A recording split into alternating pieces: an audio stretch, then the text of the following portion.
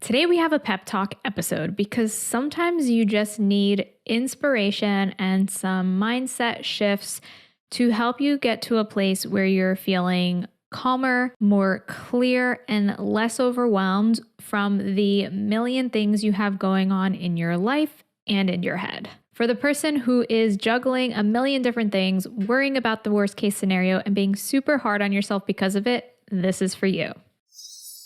This is episode number 143, Feeling Anxious and Overwhelmed. This is for you. Welcome to Calmly Coping. My name is Tati Garcia, and I'm a licensed therapist and coach specializing in high-functioning anxiety. I help high achievers overcome anxiety, stress, and overwhelm so they can feel calm, balanced, and confident from within. Thank you so much for tuning in. So first, I want to start off by saying anytime you are in a place of feeling anxious, stressed, or overwhelmed, your emotional state is going to influence your perception and the way that you view things. So the way that you feel, so maybe you're feeling anxious or worried, or maybe you're feeling stressed or overwhelmed or frustrated, whatever emotional state you might be in, especially if they are challenging emotions, then that's going to color your perception. So it's kind of the opposite of rose-colored glasses, if you've ever heard that term before. Whereas with rose-colored glasses, somebody is seeing things in like a very idealistic kind of way. When you are feeling anxious and overwhelmed, you're typically going to see things in a very negative way. So I share with my clients it's negative colored glasses, even though that statement does not make sense. But if we're going to take the opposite of the rose-colored glasses, it's negative glasses essentially. So you have kind of lenses over your eyes that are then filtering the things you're seeing around you, and you're only focusing typically on the negative. So this is going to result in you noticing more what could go wrong, noticing more, what you don't like about yourself or what you don't like about your current situation or any other number of negative things that you might be filtering out and noticing. Maybe you're focusing more on not having enough and what you need more of than what you already have in your life. So maybe you're feeling like, well, I want a nicer house, or I want a higher salary, and you're kind of forgetting what it is that you already have, where many times at one point that was exactly what you wanted. And that goalpost can tend to keep on moving. But just noticing and having the awareness can be really powerful, because that allows you to observe your thoughts and not identify with them. And so because it's easy to get caught up in these negative ways of thinking and see these things and these thoughts as facts, when you can create some distance and realize, okay, I'm not feeling in the greatest mood, that's probably affecting the way that I think and the way that I see things. And so how can I become more aware of that so that I can realize that this perspective may not be an accurate representation of what's going on around me? And so once you can recognize that and see that, then you can notice that, okay, maybe things aren't as terrible as I'm making them out to be. And my emotional state and my current mood is just making it seem that way. And on the same note, many times when we're in this kind of place, it can feel like we're going to be this way, or we're going to feel this way forever. It can feel as though there's no hope for things to improve, or we can feel as though we have backslid. If we are on a personal development journey, we can feel as though, if we're back in a place of feeling anxious and overwhelmed, like, oh, I failed, or I'm going backwards and I'm losing all of my progress, when that is not the case. The growth process is not linear. And so it's going to be more of like ups and downs throughout time. And gradually you're going to see things improve. But there's absolutely going to be moments where things are going to feel more difficult. And many times in these moments where things are challenging and you're feeling overwhelmed and you're feeling anxious, these are the perfect opportunities for learning and growth.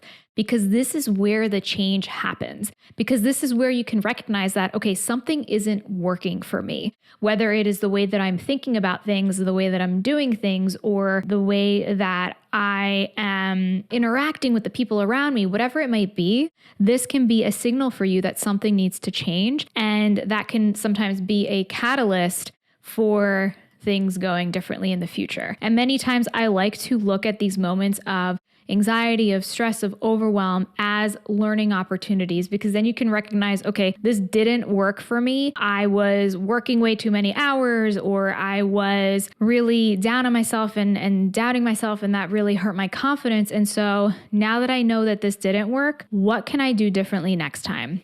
And not coming from a place of judgment or shame, not saying that, well, I could have done better, or I should have done this differently, or I should have known better, letting go of those shoulds and coulds and woulds, and just focusing on how can I use this as an opportunity for learning and growth. And that doesn't always come in the moment. In fact, many times it's difficult to have that perspective in the moment, but this can just be something that comes after the fact. And if you're able to tap into that perspective and see, okay, this is how I'm feeling now, and it's not going to be this way forever. And, maybe I can journal about how I'm feeling right now to tap more into what's coming up for me, what my thoughts are. So then I can reflect on this in the future when I'm in a place where maybe I'm feeling better, and maybe I'm better able to look at the bigger picture, because they say, hindsight is 20/20. So that often allows you to reflect and make changes as needed. And I want to remind you, especially if you're feeling overwhelmed, especially if you're feeling anxious and worrying about the worst case scenario, a super valuable yet simple reminder can be to focus on what you can control. Because often when we're in a place of anxiety, we're focusing on the things that we can't control. We're focusing on the future.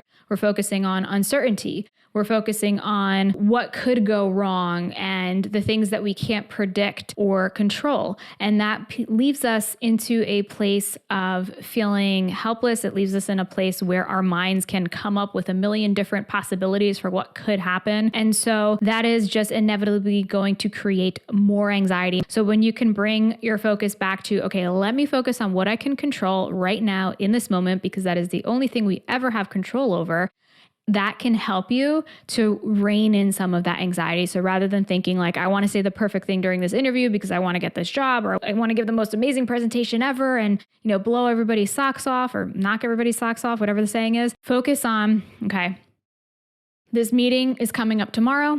I'm going to do what I can today to prepare, give myself a cutoff time and say, at 6 p.m. I'm done with work.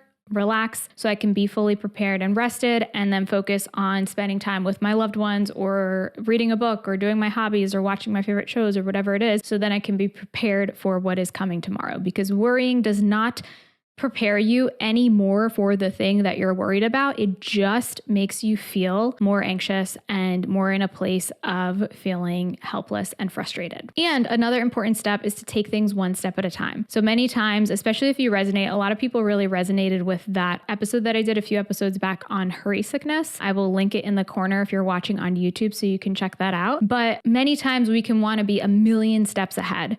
And that can add more overwhelm, especially if you are mentally kind of putting yourself a million steps ahead. When you're overwhelmed, you can feel like, I have so many things on my plate. How am I ever going to find time for this? And many times there is not enough time for those things. And so then you can want to be kind of planning ahead and anticipating, well, if I don't have enough time to do these things today, then that's going to go into tomorrow and the next day. And then my whole schedule is going to be thrown off. And then what am I going to do? And I'm not going to have enough time for myself. And I'm not going to have enough time for the things that I enjoy doing, et cetera, et cetera, et cetera. So it can be really easy when you're in a place of overwhelm to feel like there's never enough time for the things that you have to do. You need to get everything done right now, because then once you get these things checked off, then you'll be able to relax. So if you're in this place, I want to remind you to focus on taking one step at a time. And if you're feeling particularly overwhelmed and frazzled, it can really help to make a clear plan of what is it that you need to do and when are you going to do that. And you don't have to plan out your entire month or week or anything like that. You can take it one day at a time. You can do it at a pace that feels comfortable for you. So maybe if you find that you're staying up worrying about things or feeling overwhelmed or getting woken up in the middle of the night with all the things on your to-do list before bed or at the end of your workday, maybe you can write down and make a plan. Okay, these are all the things that are really stressing me and worrying me and causing me to feel overwhelmed right now.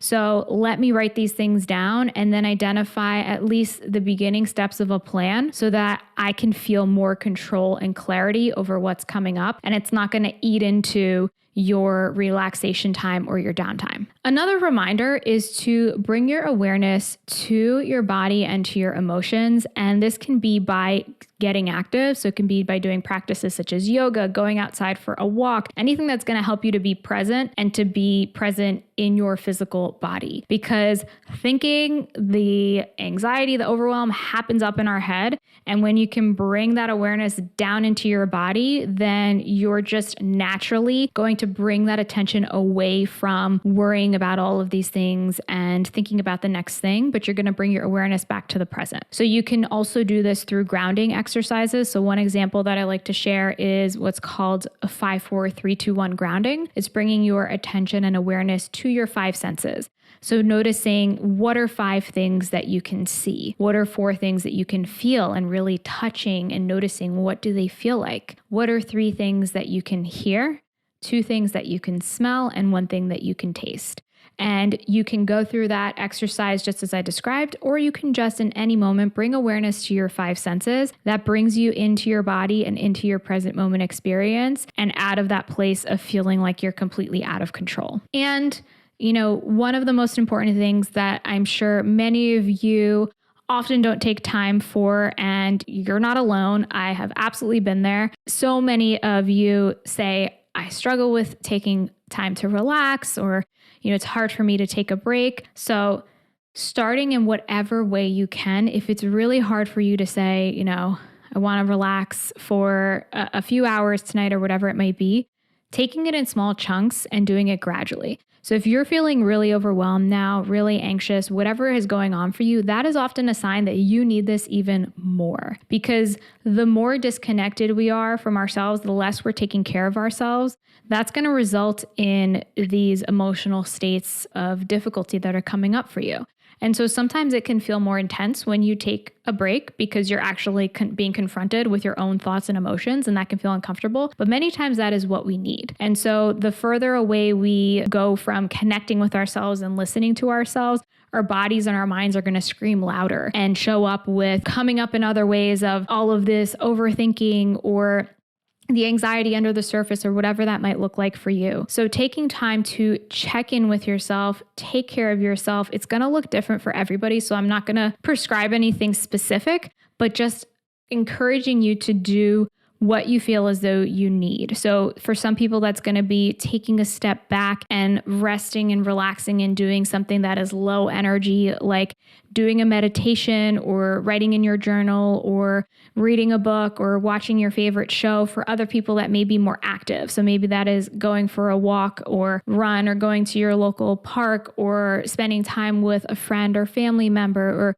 whatever that looks like for you. Maybe it's also like doing a creative hobby or something else. So tuning into what feels best for you in this moment.